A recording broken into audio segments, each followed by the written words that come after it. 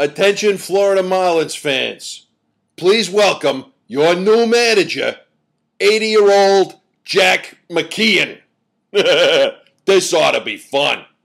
I can't wait for the first time old Jack climbs up to the top step of the dugout, looks out at his team and says, "Hey, you damn kids, get the hell off my lawn." For those of you who never played for Jack, these are his basic signs. If he tugs his ear, he wants you to steal. If he scratches his nose, he's expecting you to lay down a bunt.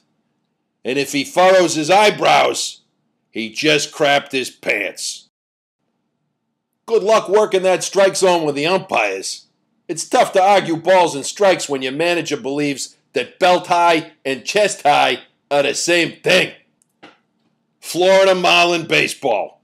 Good seats still available. All night games now start at 4:30 p.m.